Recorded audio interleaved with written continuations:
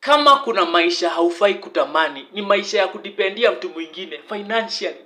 Inaweza kuwa ni rafiki yako, inaweza kuwa ni sibling wako, probably ni brother yako ama ni sister yako. Usiwahi tamani hiyo maisha. Hiyo maisha inakuwa mbaya. Juu unakuanga wewe ni kama wewe ni slave. Juu unakuanga hapo kila time ukitaka pesa ya kwenda wapi lazima umuitishe. Kila time ukitaka pesa ya wapi lazima umuitishe. Hata heri kuitisha mzazi, lakini usiitishe ati mtu mwenye unaita sibling, brother yako ama sister yako ama rafiki yako. Juu hapo sasa ndio unajuanga hakunanga urafiki. Hapo ndio unajuanga hakunanga ubrother au usister. Ikifika ni mambo ya pesa, anytime uko dependent na mtu financially, wewe utati. Juu kitu ya kwanza unafaa kuelewa, kwanza nikifika hapo unakuwaga ni kama umekuwa slave wa huyu mtu. So akisema hamtakula nyama, akisema hamtakunywa soda, hamtakunywa soda. To the extent of unabaki wewe probably hauna job, maybe yeye ni yako na kazi. So yeye akienda job si utabaki kwa nyumba. So meaning ile time anarudi home, yeye ndiye anaamua mnakula nini. Ama ukimpigia simu, yeye ndiye ataamua mnakula nini. Anaweza kupigia kwambie yeye ameshiba.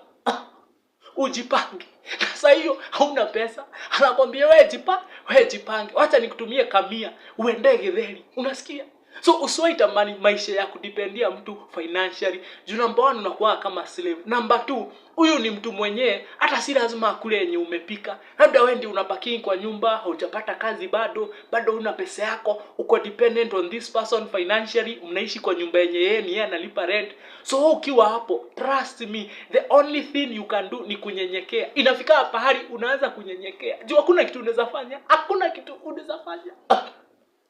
Juu lazima uende na kenye huyu mtu anasema. Lazima ufanye kenye huyu mtu anasema. Sasa utafanya nini na hauna kazi? Utafanya nini na bado hujaanza kumake pesa yako? Okay?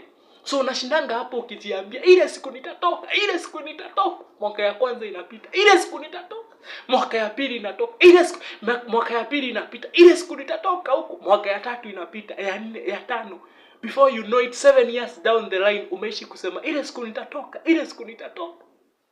Hadi inafika pahali unaanza kuwa numb.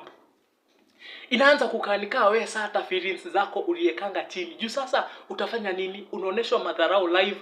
Hata kama mtu hakufukuzi, anakuacha ukae huko juu kuna kitu unafanya. Labda ni wewe unaoshanga nyumba, labda ni wewe unapikanga chakula, anaenda job anapata kila kitu imetengenezwa, yeye anakuja tu anakula, analala. So hata kosa kukuweka juu kuna venye unamsaidia, lakini you are a slave. Sasa ikishafika hapo unafanyanga nini? Unafika pahali unakuwa numb. Unakuwa ni kama wewe sasa haunanga feelings by the way. Akisikia atakupe, akisikia hatakupe, akisikia ataongea vibaya, akisikia hataongea vibaya, hauko huko. Unangojeanga siku yako ifike. Na wacha nikwambie, siku yako itafika. Siku yako itafika. Lakini na wewe ukifika hapo, usitreat mtu mwingine vibaya. That's the biggest lesson unafaa kulearn. Na kitu kubwa inakuanga, wacha nikwambie, tuseme mmesema ati sapa mnataka kukula kitu kama, tuseme mnakula githeri. Amekaa chini amesema, hii githeri mimi sioni kama nitakula. Unapata mtu by the time afike kwa nyumba, alienda akapitia pahali, akakula kamnyama kambuzi. Sasa anakuja kwa nyumba, unasikia mtu ananuka nyama ya mbuzi. Unamuuliza, "Na leo yote umekula?" Anakwambia, "Sijakula, hata niko na njaa." Anakula tu vijiko tuwili tu githeri, anaenda kulala. Juu alikuwa shashiba. These are the jokes of life.